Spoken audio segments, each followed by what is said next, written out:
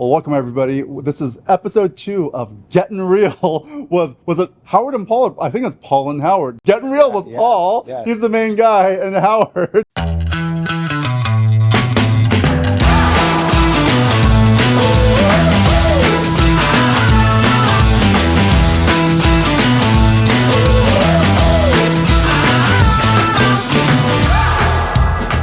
So we're both your guests and hosts. Eventually we'll have some, hopefully guests on, right? Yeah. And we'll figure that part out, especially some amazing brokers. People are just doing some really cool things, especially adjusting to this new environment, this new market, right? Because so many people, they might take months or years or never to make adjustments to all the changes that are happening. But there's amazing agents, brokers out there doing really creative, awesome things. So we want to feature some of them. But you know what, Paul, we just got to get real right now. There's a lot of people who haven't made the necessary changes. Would you agree with that? Absolutely. Yeah, so what are you seeing right now, just real estate in general? Well, I think in general, I think that brokers are kind of going through the motions. They're doing a lot of the same things. I know that, the brokers we're working with, I'm trying to get them to do 10% more than they were doing before, because if there's 10 or 20% less business to go around, you got to do a little bit more. That's right. To make it happen. So it's generally a little bit of just doing a little more of everything, I think, in general. I was talking to a broker yesterday, and he was just like, Howard, the last few years, I basically worked 10 to 15 hours a week. I've made $150,000 net. That's after paying all the expenses, right? Because his price point's a little bit on the higher side, and he had all this extra time, and he was just real about it. About that you can make pretty good money if you've got your systems down. And so we were talking about what are some additional things that he could be doing to, like 150 was enough for him. So he wanted to actually say, I want to actually invest more, figure out more with my time in the real estate space. But you just said right now 10% more, and some people are like, I can't do 10% more.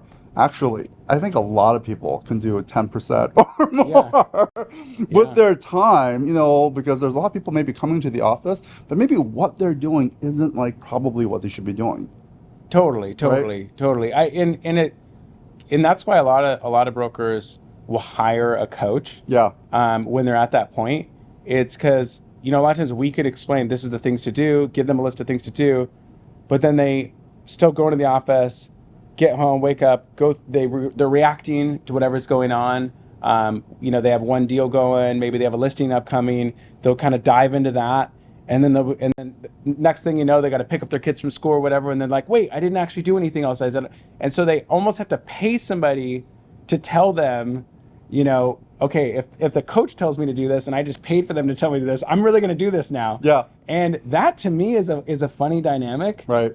How, because I could tell them to do it, but sometimes it takes, a coach to tell them to Absolutely. do it. Yeah. And I don't know what that is, other than just what is the psychology there? Well, you got to be willing to be coachable, number one, right? So we all know that. And, when we're just familiar with the same old, we just need that different voice for the reticular activator. Well, all of a sudden, we'll just listen in a little bit more, maybe to somebody else. And so it just kind of kicks in sometimes. Maybe because they're paying for somebody then you're going to be more active. Absolutely. Yeah. Absolutely. So I've got a good example here. So I'm a pretty good, we're both pretty good golfers, right? So I'm like a 6-7 handicap. I don't want to get better than that, actually, because when you play tournaments, you don't want a low handicap. You want to have a reasonable handicap that you can try to consistently do to have a chance of winning.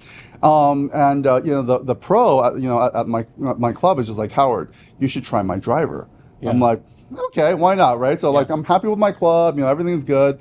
It was just a much lighter weight of the shaft, and it felt like a feather. But when I hit it, I was just like, oh my gosh. After about 5 minutes, I said, you got me sold, man. So then I ordered my new driver, right? I got a tournament coming up. I tried it out, and everything is just a little bit easier. This technology changed, the lighter shaft, but through my head, I've known that research, the lighter shaft is probably going to make your swing speed faster, it's going to be easier, but it's still a change. And I was afraid of that change until the guy just finally said, you should just try it. And so I'm so happy about that because, lighter, faster, easier, that's basically what I want. And when it comes to real estate, when it comes to technology, so many people after, oh my gosh, how many years now have we been talking about video? And yet a lot of people are still not doing video. They're still not comfortable with it. I think every brand new agent broker, they should be understanding how to do video editing. A lot of them already do it through just TikTok or through Instagram Reels. I mean, obviously you're teaching classes on it, but it's just like, selecting the music, editing the clips on their mobile device. But, to do it for business actually strategically, I mean, these are all of the type of tools because we know that is what's making the connections with not just people we don't know, but also people we know. Wouldn't you agree with that? Well, yeah, and everybody says, I'm not good at video. I don't like video. Right. I don't really enjoy. Like, I don't even want to do this with you right now. No, I'm kidding, but no, but it's not like it's not like we woke up this morning and we're like, hey, you know what I want to do? Instead of going golfing, I want to sit. I mean, even though we enjoy this, but we lean into it because we know that this is a medium that helps attract and it helps educate, and it's where it's at. And so, I mean, I always tell people that I don't like hearing myself. The first episode we did of this, I'm staring very awkward at you most of the time, and so if anybody watches the first episode, they're gonna see me staring like just with no smile, and I don't know what I'm doing. I'm just standing there staring at you, so I don't like it. Yeah. But it doesn't mean I'm not gonna put it out there. Yeah. And let people see it. Yeah. And so it's just you just have to get over yourself and just kind of do it, right? So the whole point actually of all of this, of creating content, right? Sharing content, it's about connecting with our customers, right? It's about connectivity. And that's really the theme for John L. Scott anyway. It's all 2023, it's about connectivity. And that's not just like a 2023 thing. It should be like forever because the connection with your client, right? Or potential client, that is everything. So the question is, what's the medium? How are you connecting, right? And the traditional phone calls and all that, when it goes to voicemail and you're leaving voicemail and they're not picking up, we got to figure out what's going to be the best way to connect consistently that's meaningful, with our consumers, content that they want. And so that's really, people are asking me all the time. I've got the number one question that I get about real estate tools. Number one question consistently is, what CRM do you recommend?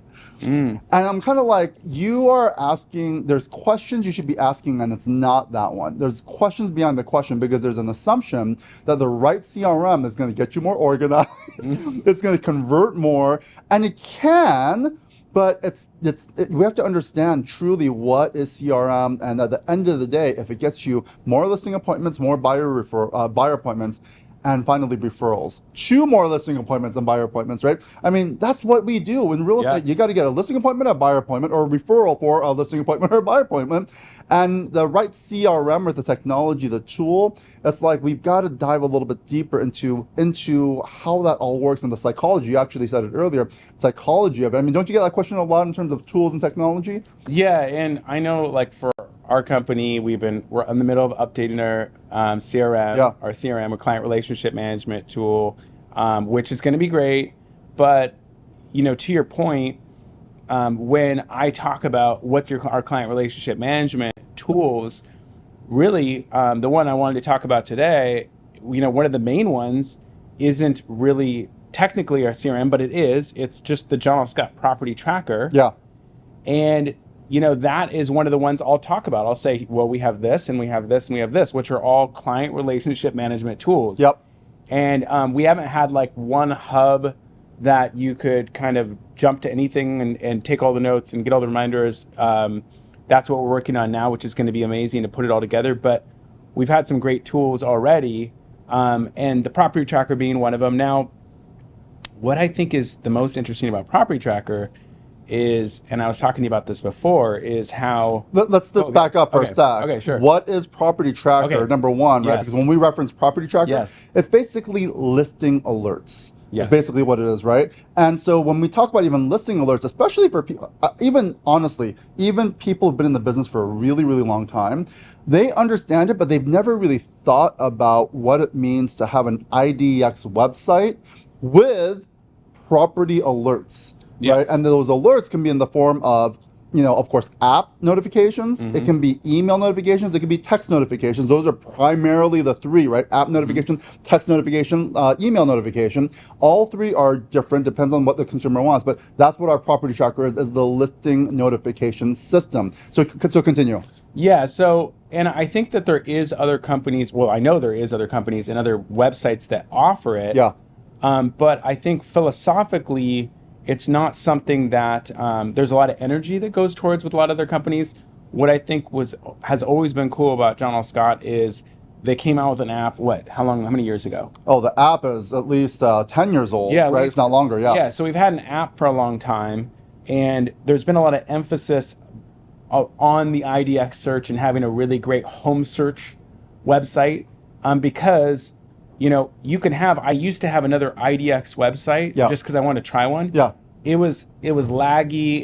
It was like 5 hours behind the MLS, and it's like if I was a buyer, I wouldn't really want to use this. Right. And so johnlscott.com, similar to like Redfin. Yeah. Actually is up to date with the MLS. Yep. And it's fast, it's intuitive, it's easy to use. So then linking it with the agent, it makes a lot of sense to set up these accounts with your clients. And when a lot of here's what most brokers do is they set up their clients on the Northwest MLS in our market, right? And then they set them up on a My Home portal. Yep. And then their client actually spends most of their time on Redfin and Zillow. Yep. And most brokers are not auto sending the listings. They're waiting for it to come up. Then they send it to them. Usually by the time they send it to them, the buyer's already seen it. That's right. And so the buyer's sitting there going, well, you're not really doing anything for me. You're sending me listings I'm already seeing. That's right. And so it's just this it's a really bad system. Yeah. And buyers will say, and then so brokers will say, well, why would they want to move over to using my system? Well, I found that most buyers, when you introduce it the right way, they actually are. What I say is, this is I don't know if I've ever told you this, but I say, basically, if you get on johnlscott.com with me, we're basically now in like the same ecosystem, basically. And when you save favorites, when you message me off the app, it goes directly to me. Whereas when you're on Zillow and Redfin, what are those websites trying to do? Yeah. What are they trying to do on Zillow and Redfin? They're trying to advertise other brokers. That's right. They're trying to, and next thing you know, you might hit a button, all of a sudden somebody from a Zillow broker is calling you. So if you're working with me, why not use my website? And most buyers say, that's great. Yeah. And then guess what? That's a client relationship management tool, because if they're on your website, searching for homes on your website, then you're top of mind all the time. So let's also break this down to people who are actually on the market right now to buy a home. Like they're ready. They're what I call B1, ready, willing, and able buyer, right? Mm-hmm. So any ready, willing, able buyer, they often will not just use one source. Even though it's the same listing, they will go ahead and get the notifications from Zillow, from Redfin, from their agent. They all show up a little bit differently, but when somebody's interested in property, they're like all in. They want to get as much data as possible, right? And it's okay for them to also get the data, from Zillow, for example. But what I don't want to have happen is like I didn't sign them up for something, and then they click reply or they do go to another agent. That's basically the no-no. So I got to make sure that, I'm not re-forwarding something that I'm using from the MLS. I just have the system automatically go into them. Plus our system has like the video of the local community for most of our communities. And so there's more to it. We found that there's a longer stickiness factor on the John L. Scott system. And if they are committed to you, you're committed to them, you want to see what they're favoriting, right? And all those kind of things. So that is absolutely the strategy, and that is acting as a CRM for sure.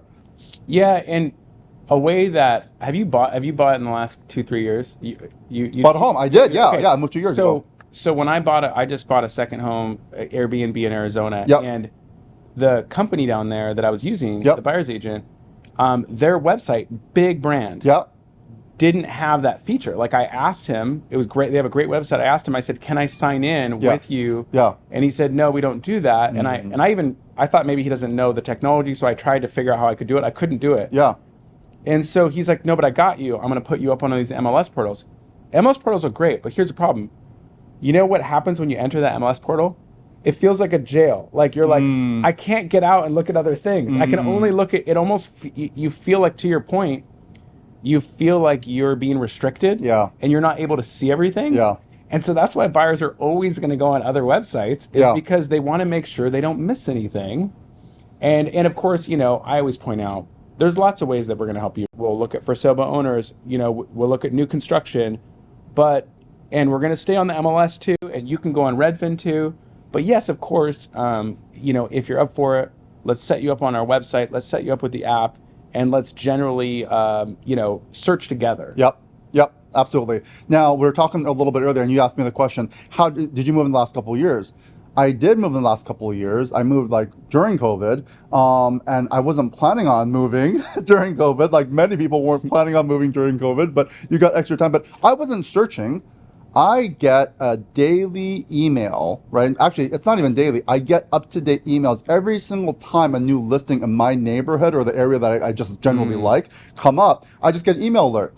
And I actually have a pretty broad, I want investment opportunities, like things that are, pretty expensive as well, waterfront, water view, all that stuff. So I just, plus, we're in real estate. So I always like to see what's happening in my neighborhood. Sure. And one came up and I was just like, oh my gosh, what is this? So I showed it to my wife online. She's like, oh, that's curious. So we went and took a look at it with our John Scott broker. And we weren't expecting to move, but sure enough, because that listing alert came and we knew about it within 15 minutes, basically, we were the first ones in. Even in a hot market, we basically made the offer the same day and we got it, and then of course, there were backup offers right after us because speed, right? I mean, that was really what it was about, is a listing email alert that came within 15 minutes of the listing going live. And to the point where there were some photos, right? Like 2 photos when I initially took a look at it, but like 15 minutes later, all the rest of the photos, the agent was literally uploading the photos, right, at the time so that I could see more and more photos over the next 30 minutes to an hour because they were still uploading on the MLS, right? So that is the power of IDX, listing notification systems, the property tracker system, synced to your own personal mobile app, right, that John Scott is providing. I mean, these are the type of things that every real estate broker and brokerage needs to empower their real estate agents with, especially in this market, right? So now what I do is I put them on a neighborhood campaign, which we have, which is super cool, which gives them a monthly report of everything that, all the statistics for the neighborhood and everything. Yep. But generally what I'll do is they already had a property tracker with me. Right. If they're still, a lot of times, of course, what do people do? They don't turn it, they don't turn it off. Turn them off. Yeah. So I'm not going to turn it off.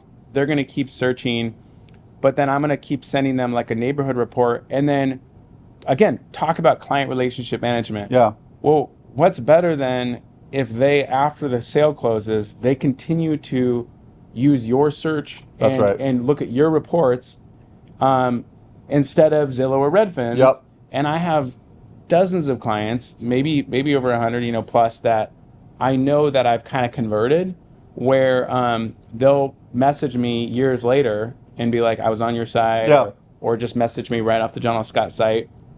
I remember when we used to track the app downloads, I had over 400 app downloads at one point. Yeah. And so these are just people that forever now they're in a habit of just going to that website. Yeah. And that's amazing, right? Like that's what you want. Yep. So. And I think, with Property Tracker and these listing alerts that we're talking about right now, people assume that consumers don't check email or they don't like email and they only see social media.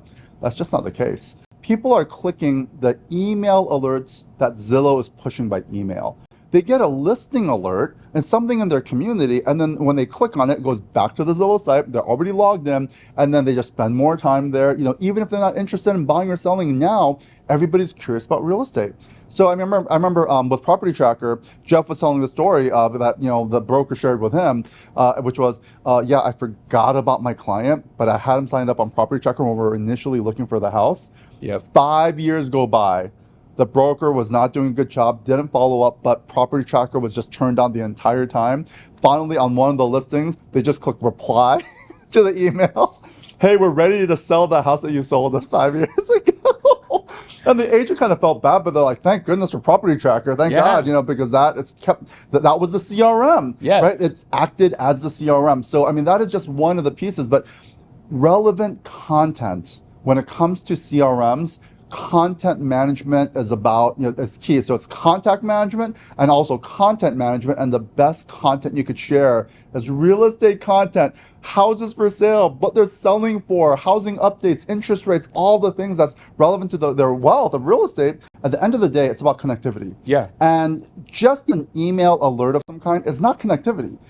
So if housing alerts go out, and whether or not you send the seasonal campaigns, and I will say that every single time there is one of the monthly seasonal campaigns that go out, whether it's happy, Valentine's Day or happy 4th of July or whatever it is, it's almost guaranteed within the company, somebody who signed up their clients for that, somebody clicked reply and said, I'm ready to sell the house, because we hear that all the time. No, totally. We really do. And and when I used to do it, I would get people that say, Happy Thanksgiving to you too. And Yeah. and so some people do like to get those kind of messages. Yeah. And that's just my personal, Sure. And again, that's why I said I don't think there's anything wrong with it, but. Well, this is the point. What's probably wrong is if we never call them. Right. If we don't actually connect with them. That's true. If like we're only sending email drips, and so like, oh yeah, the system's set, set it and forget it. It's not a set it and forget it. It's just set it, and it's a supplemental to the conversation. So if you basically got a listing alert, right? For example, it was an interesting house, and I also saw it too, and I texted you, hey Paul, did you see that listing? It was like it's really close to your house. Wow, your house has gone up a lot. Like that's awesome, right? And you're like, oh, I was just saying that, Howard. That connectivity by text, which is a supplemental to the email of the listing, right? That's basically where real connectivity starts to happen. Hey, and if I also then, because we're now in a text thread, hey, let me know if you want a market update for your house specifically, even if you're not thinking about selling.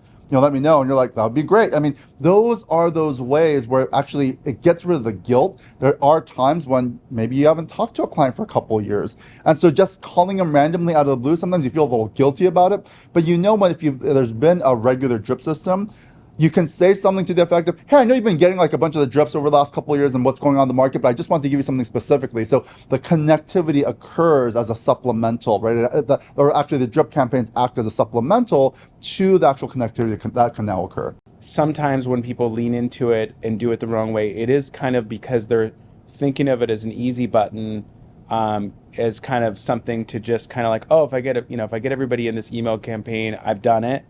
And I had a broker that in our other office that basically signed up 200 people for our buy side or house value subscription, Yep. which gives them 3 to 4 auto values of their home value every month. And I said, oh, that's awesome. Who are these people? Like, how did you do that? And he's like, oh, I just went on to everybody in my prospect list and just signed them up. Yeah. And I was like, so these people, half of them won't even remember who you are. Right. They met you at an open house like 6 months ago. Yeah. And then you just sign them up. They're going to get a random house value subscription from you. I'm Yeah. like, do you think that that's going to be effective? Yeah. And he's like, I don't know. And so and I said, hey, look, if you picked up the phone, called him, and or at least sent him a personal email. Absolutely. And then said, hey, by the way, Yeah. I have your address. I looked up your property. Yeah. Here's some auto values. If you don't mind, I'll send this out to you monthly or whatever. But Yeah. I thought this was kind of cool information to have. Yeah. And then you at least introduced it. Absolutely. And it's like, that's just one extra step. Yeah. But then you have to personally take the time. And if you're not going to call them, at least send them that personal email. But it still only takes a few minutes. Yeah. But that's a lot of times the difference between whether that campaign is going to be effective or not, obviously. Absolutely. Yeah. Absolutely. And, any kind of communication that's first and foremost, one-on-one, right? It's that one-on-one simple email. Like if you actually go through your all your deleted file, your inbox or anything, and you go, man, I've got thousands of emails, literally. How many were almost like the handwritten note concept, where it's just like a personalized, nice little message, even like if it's my birthday, instead of like just a happy birthday on Facebook, what if you can send a nice personalized email, right? Yeah, that might not be as good as the text or the phone call, but sometimes it's just contextually, just a personalized email, a nice written email, that's going to get the ball rolling, right? Especially for business professionals that are out there, and we're constantly on email, and we're just scanning for what's the relevant email? Is there a personal touch? So the personal touch, it's everything. You can't just sign people up randomly, especially without permission. That is spamming. Yeah. So that's literally spamming. Yeah, that's literally spamming. So you do have to be mindful. At least start with a one-on-one engagement, not through like constant contact type of system, but rather just your standard email. And there is this myth that people only open up a very small percentage of email. Even the ones from like Best Buy, Costco, anything that like you've subscribed for in the past, the open rate is actually really high. It's not like in the past where random people would just spam you all the time. If you've subscribed to something, you look at on average 25%. That's the percentage, right? So it's 25%. Our property tracker, right, which is just real estate relevant updates and housing updates, it's over 50%. It's double the average, right? That just means everybody is curious about real estate all the time. So you want to sign people up with permission, one-on-one, and then go ahead and sign them up for property tracker. I mean, that's the standard, absolute kind of step one to any CRM. Yeah, and there is, just like with video, there is a resistance that sometimes happens because it's just not understanding. Like, I asked my client if they want to go to johnscott.com. They said they just want to go to Redfin, or they want to go to Zillow, or they're fine. But they didn't. It's just a matter of learning how to like have a simple conversation and have a proper script on how to explain it. And then I'll say that I feel like the buyers that I work with and the clients I work with who like absorb the tools, that absorb wouldn't be the right word, but they engage with the tools, and they team up with me. Right. Obviously it's more sticky for me, but I feel like they're having a better experience too. Absolutely. Because they're, to your point, we're meeting, we're connecting, but we're also using our tools together. Yeah. And they also are feeling like they're getting more value from me because, even though I'm maybe doing a lot of the same things, if the tools they're using and the websites they're using have my information on them and I'm staying in front of them with the day-to-day things, that flow and the whole energy of the process is just different. Yeah. Because it's like and even if they don't, let's say they go on johnscott.com and then they're like, you know what, I like the Redfin app better. Sure. Well, it's like, at least after that, I tried, and they're still going to be appreciative that I'm offering them resources and tools. Yeah. And it just still adds to my professionalism. Absolutely. And I think that that's something that that I hope that every John L. Scott broker is thinking about is when they offer the tools, it is a value proposition, and it is a way that they can better connect with their clients. As far as the Northwest, I'm only familiar with John L. Scott, and I don't know if you know any other company that has still a personalized, individualized, right, agent app. I'm not talking about just a company mobile app, right, but an agent version. So when they actually sign in, the agent shows up, right, it's right there. Every single, you can't contact anybody else except for you as the agent, right? So that's why there's power to, of course, connectivity. We want to basically make sure that every single broker at John L. Scott is connected to their clients forever, and that's just one of the tools that we've got built in. So yeah, I mean, email is not going away. People still check email. I think the last statistic I saw was that people check on average 6 hours work. The average worker checks 6 hours of email per day, meaning they're constantly in front of a computer. And email is just always open. Yeah. And so when email comes in, you're like looking for relevant, interesting emails, right? That's not spam. And if it's real estate related, something that's interesting, competing house in your own neighborhood, you're going to take a look at it. And so every single one of those listings is going to have your photo on it, right? And your contact information. Hey, if you want more information. So that is just a simple CRM, kind of like tool number one that most brokers still aren't utilizing. Well, hey, everybody, we know that tools and technology, adoption, all these things are still confusing. Come have a conversation with us. I mean, that's just part of what we do on part of the onboarding. Not only do we do videos for you, but we also just monitor every single tool. It's not just an introduction to the tool, it's an integrated approach to coaching with the tools, right? That we're talking about earlier. So, hey, thanks for watching. Thanks for listening today, and come have a conversation with us.